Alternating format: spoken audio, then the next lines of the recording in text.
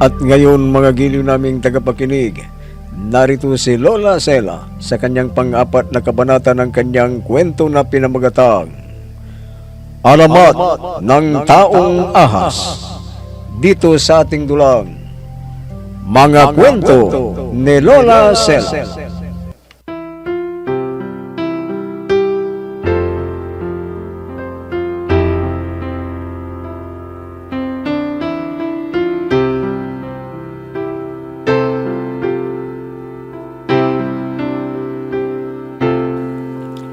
Sila Lakay nagkapre, sila Josie at Melinda. Subalit nakatakas sila. Naikwento nila yon kay Daniel. Dahil sa pagliligtas ni Daniel kay Melinda, ay nahulog na ang loob nito sa kanya. Samantala, nalaman na ni Rigor na si Melinda pala ang napabalitang iniligtas ni Daniel. Kaya nagpunta ito kagad sa bahay ng dalaga at humingi ng pamanhin. At nagyabang pa na kung nalaman daw niya kagad na nanukot siya ng kapre, ay siya na sana ang nagligtas sa kanya. Pinutol ni Melinda ang pagkikipagrelasyon niya kay Rigor. Hindi niya matanggap na ginawa yun ni Melinda sa kanya. Subalit, buodang pa siya ni Melinda na makipagkaras sa kanya. Minsan, nag-iisa na si Melinda sa bahay nila.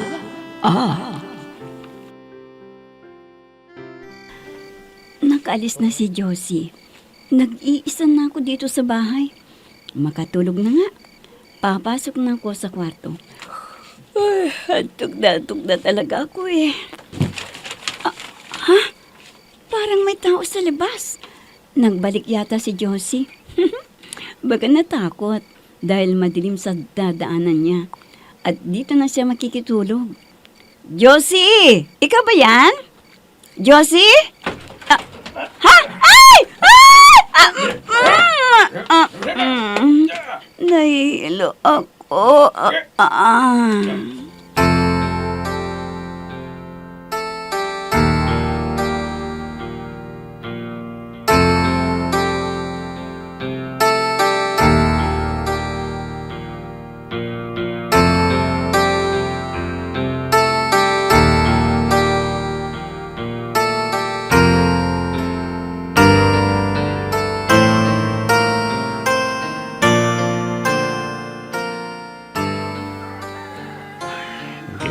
Makatulog Laging si Melindang pumapasok sa isipan ko. Bakit kaya? Ano kayang ibig sabihin nito? Daniel! Daniel! Ha? Si Josie yun Ano kayang kailangan nito? Madaling araw pa lang, nagpunta na rito sa bahay. Josie! Bakit? Anong nangyari? Daniel! May masamang balita! Ha? Masamang balita? Bakit? Anong nangyari? May usapan kasi kami ni Melinda. Nadadaanan ko siya ngayon sa bahay nila dahil magsisimba kami. Pero pagdating ko doon, maraming tao at sinabing dinukot daw siya ng kapre. Ano? Si Melinda? Dinukot muli ng kapre? Oo, Daniel. Marami raw ang nakakita na kapitbahay nila sa pangyayari. Binuhat daw siya palayo. Ano? Ang hype na kapre na yun. Sige, hahanapin ko ngayon din kung saan siya dinala.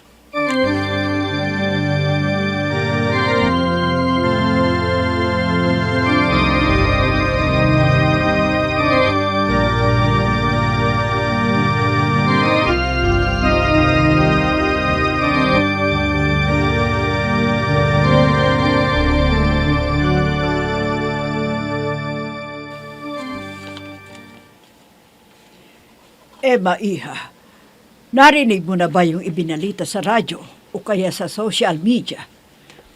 Bakit po, Mama? Ano bang balita ngayon?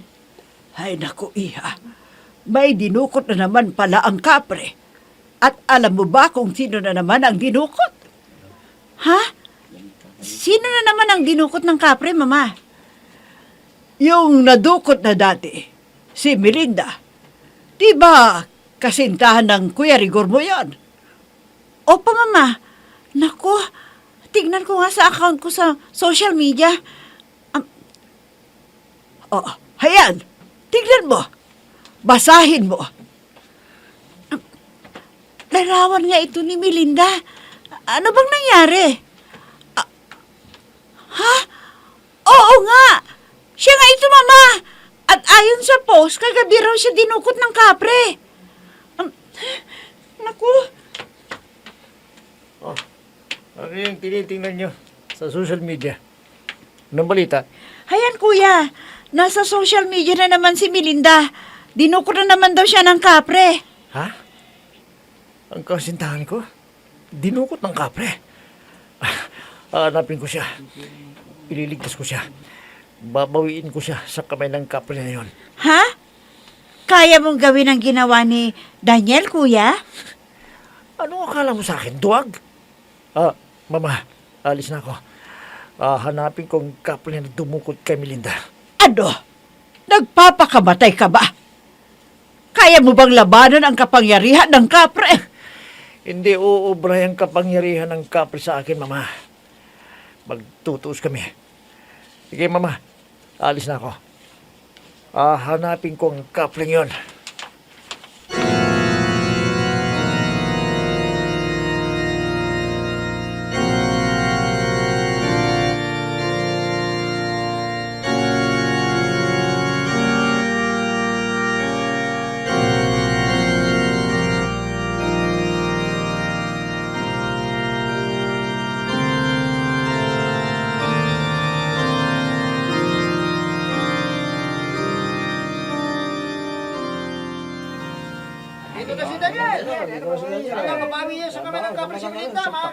Nakita niyo ba ang kapre na dumukot kay Melinda? Oo, Daniel. Oo.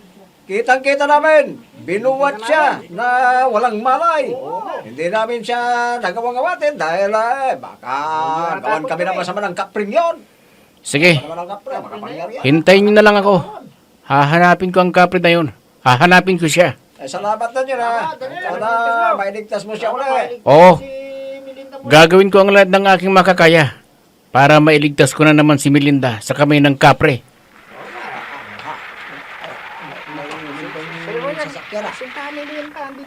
Kasintahan ni Militer Andiyan na siya. Oh, anong nangyayari dito? Si Miranda, sir. Dinako na naman ng kapre. Ganun ba? Huwag kayong magalala. Ililigtas ko siya. Babawiin ko siya sa kamay ng kapre na yon. Ha?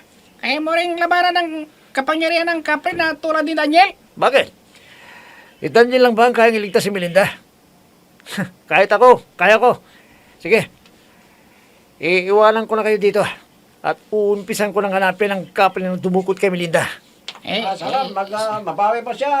sana mabawi pa si Melinda. Ang ginawa sa kanya ng kapre. Oras na may masamang mangyari kay Melinda, uubusin ko ang lahi ng mga kapre na yan.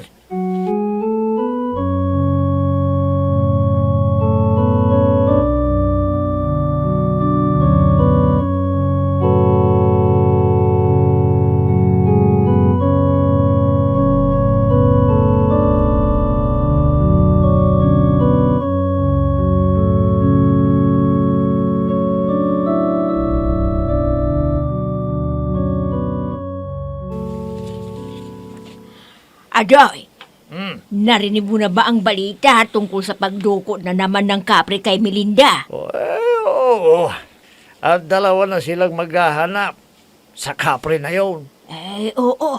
Si Rigor na anak ni Dunya Victoria ang isa. Kasintahan pala ni Melinda yon. Ay, kung gano'n, hayaan na lang ni Daniel na siya ang maghanap. Dahil kasintahan pala ni Rigor na yan Kaso, ang sabi sa akin ni Daniel, parang hindi raw siya naniniwala sa Rigor na yon. Na kaya rin niyang labanan ng kapangyarihan ng kapre. Di hayaan lang niya. Huwag na niyang problemahin yon. Nagdududa nga siya baka kunwari lang na kaya niya pero hindi naman pala. Kawawa naman si Melinda. Ay, nako, Uleng. Bahala na nga kayong mag-ina. Ayaw niyong makinig sa akin Wag mo na kasing pakialaman ang desisyon ng anak natin. Alam niya ang kanyang ginagawa. Kaya tumahimik ka na lang, kundi babatukan kita. Neng.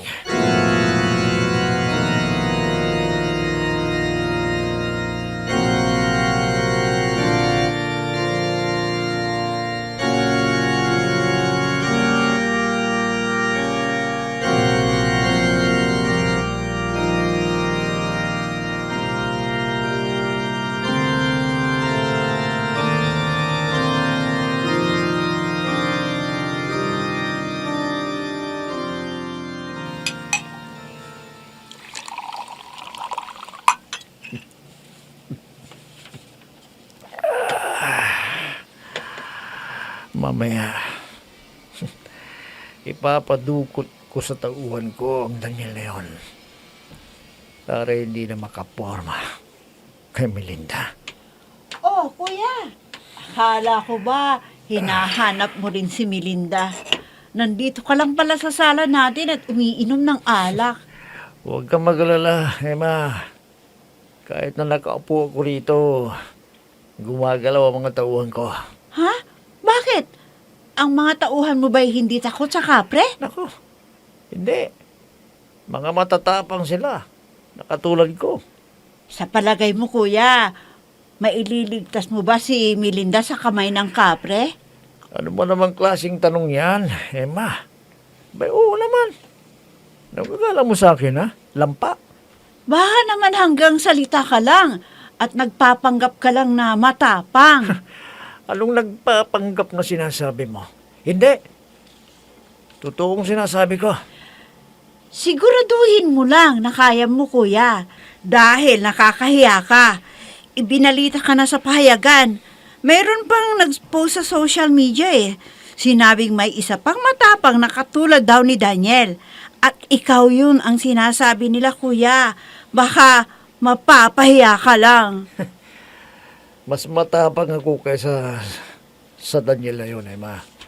At pinapangako ko sa mga kamag-anak ni Melinda na bago katapusan ng buwan mababawi ko lang sa kamay ng kapre si Melinda.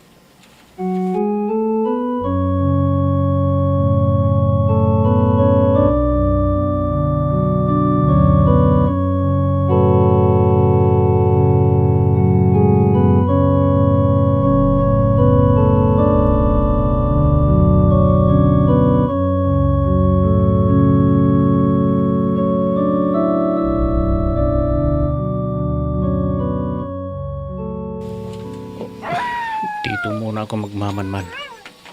Kanina pa ako rito pero wala akong nararamdamang kapre.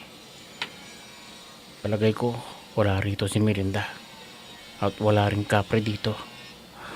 Ha? May isang lalaki papalapit sa akin. Ayan na siya. Kapre ba to? Parang hindi yata. Hihintayin ko siyang makalapit.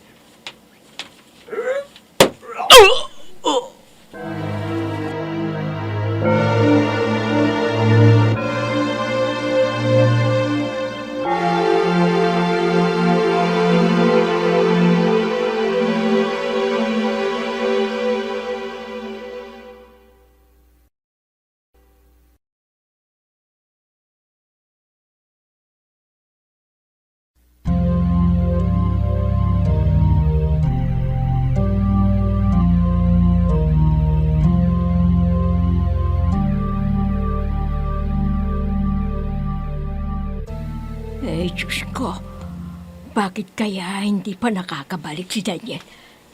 At biglang kinabahan ako na hindi ko maintindihan. Ano na kayang nangyari sa anak ko? Ano? Oh, Uneng. Ang aga mo yatang nagising, ha?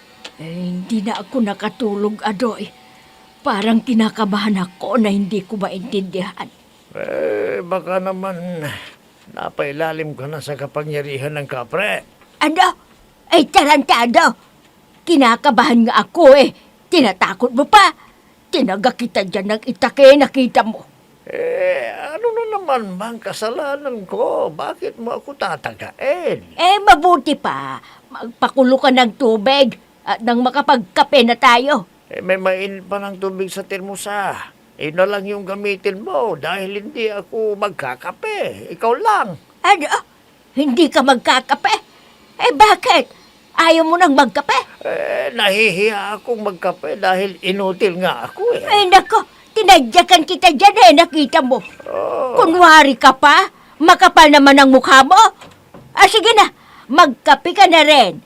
Sabayan mo ako para may kausap naman ako. Dahil kinakabahan ako kanina pa. Sana hindi totoo ang hinala ko. Sana nagkakamali lang ako. Hinala? Bakit? Ano bang hinala mong sinasabi mo dyan, ha? Kasi baka napahamak na si Daniel sa paghanap niya sa kapre.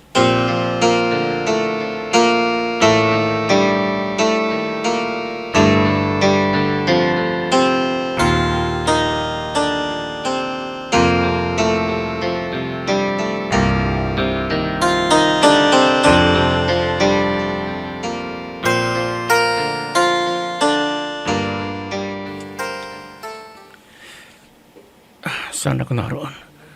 Napakadilim dito. Tinanggal na nila ang piring ko. Pero madilim naman dito. Sino kayang dumukot sa akin? Nagkasuot siya ng itim. Hindi ko naman nararamdaman na kapre siya. Kailangan makalabas ako rito. Nakagapos pala ang mga paa at kamay ko. Palagay ko hindi kapre itong dumukot sa akin. Magpalitan tayong magbabantay sa kanya. Para hindi makatakas, ha? Sinasabi ko na nga ba hindi kapre ang dumukot sa akin. Kailangang malaman ko kung sino sila. Pagbabayaran nyo ng mahal ito sa akin. Pagbabayaran nyo.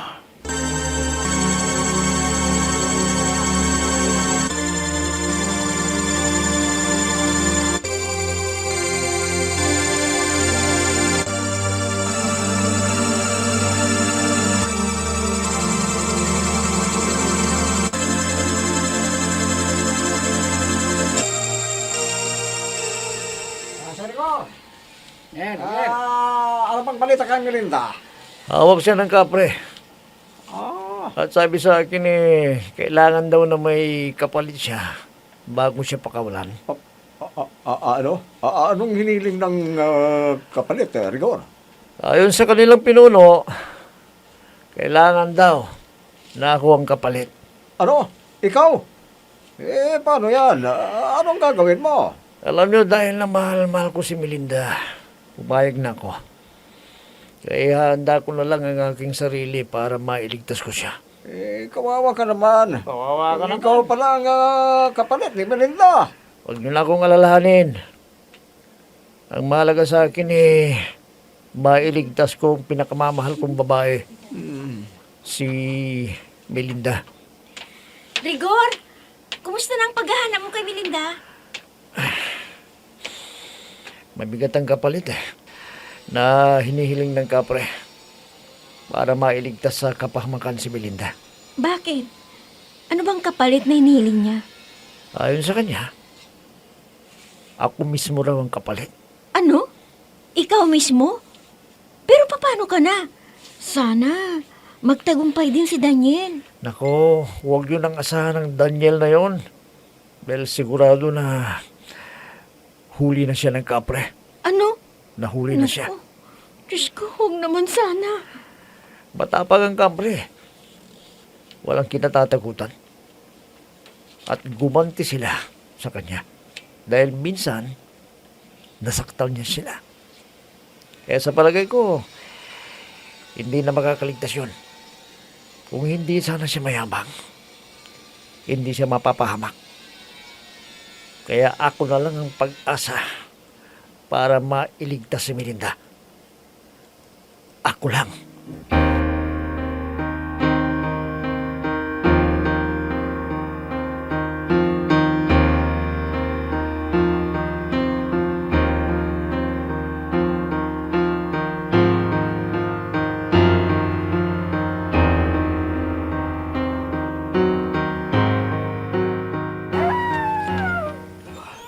Kanina pa umaalulong ang mga aso.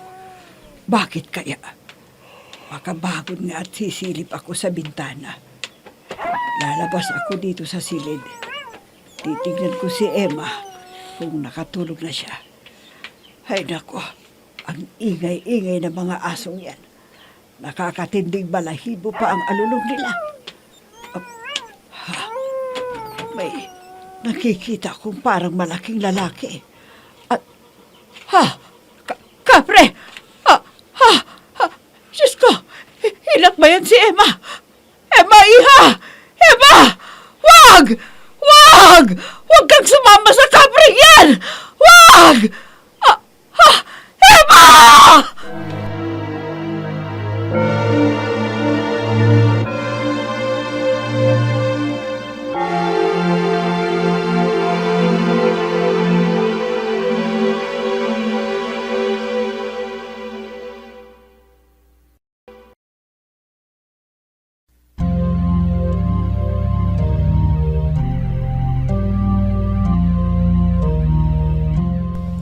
Kapre nga kaya ang nakita ni Doña Victoria na umakbay kay Emma.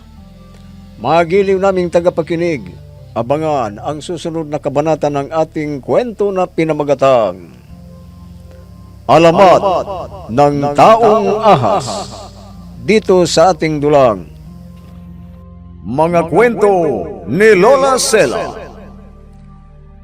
Mga nagbigay buhay sa ating dula: Myra Abrihal Narnula, Susan Malignem, Ami Diaz, Oscar Ora, Robert Di Guzman, Jun Cabato, Eva Alcoreza. Technical Supervision at Musika, Oscar Ora. Nilapatan ng tunog, Robert Di Guzman. Sa panulat at direksyon, Amos Iglesias. Mga kwento ni Lola Sela. Inihahandog ng IFRE Recording Studio para sa Pambansang Radyo ng Pilipinas, Bombo Radio, Philippines.